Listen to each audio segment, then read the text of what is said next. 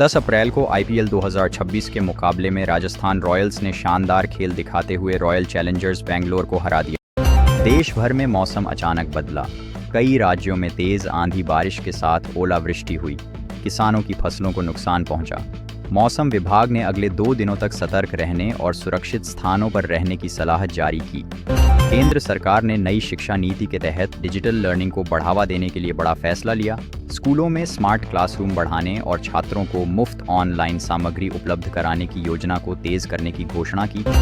उत्तर प्रदेश में कानून व्यवस्था को लेकर सख्ती बढ़ाई गई। पुलिस ने अपराधियों के खिलाफ विशेष अभियान चलाया। कई जिलों में बड़े अपराधियों की गिरफ्तारी हुई। प्रशासन ने लोगों को सुरक्षा का भरोसा दिलाया। दिल्ली में प्रदूषण का स्तर फिर बढ़ा। वायु गुणवत्ता सूचकांक खराब श्रेणी में पहुंचा। सरकार ने निर्माण कार्यों पर रोक लगाने और वाहनों के उपयोग को सीमित करने के लिए नई गाइडलाइन जारी की। भारतीय रेलवे ने यात्रियों की सुविधा के लिए नई ट्रेनों की शुरुआत की। कई रूट्स पर विशेष ट्रेनें चलाई जा रही हैं। टिकट बुकिंग प्रक्रिया को और आसान बनाने के लिए डिजिटल सेवाओं में सुधार किया गया। पेट्रोल और डीजल की कीमतों में हल्का बदलाव देखा गया। अंतर्राष्ट्रीय बाजार में कच्चे तेल के दाम बढ़ने का असर घरेलू बाजार पर पड़ा। आम जनता के बजट पर इसका सीधा प्रभाव पड़ने लगा। प्रधानमंत्री ने देश को संबोधित करते हुए आत्मनिर्भर भारत पर जोर दिया। स्थानीय उद्योगों को बढ़ावा देने और युवाओं को रोजगार देने के लिए नई योजनाओं का ऐलान किया। निवेश बढ़ाने की अपील की। बिहार में बाढ़ का खतरा बढ़ा। कई नदियों का जलस्तर तेजी से ऊपर गया। प्रशासन ने राहत और बचाव कार्य शुरू किए। प्रभावित लोगों को सुरक्षित स्थानों पर पहुंचाने के लिए टीमों को तैनात किया। महाराष्ट्र में किसानों के लिए नई सहायता योजना शुरू हुई। सरकार ने फसल नुकसान की भरपाई के लिए आर्थिक मदद देने का ऐलान किया। इससे लाखों किसानों को राहत मिलने की उम्मीद जताई जा रही है। भारत और विदेशों के बीच व्यापारिक संबंध मजबूत हुए। नए समझौते पर हस्ताक्षर किए गए। इससे निर्यात बढ़ने और अर्थव्यवस्था को मजबूती मिलने की संभावना जताई जा रही है। स्वास्थ्य मंत्रालय ने नई गाइडलाइन जारी की।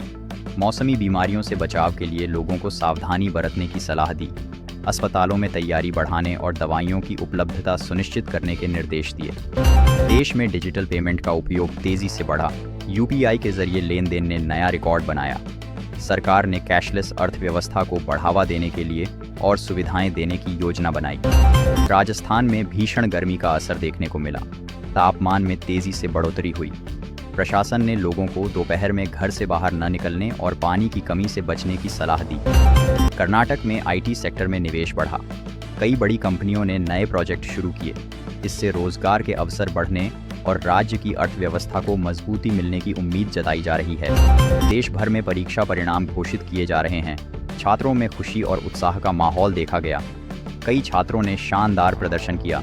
शिक्षकों और अभिभावकों ने उन्हें बधाई दी। मध्य प्रदेश में सड़क निर्माण परियोजनाओं को गति दी गई।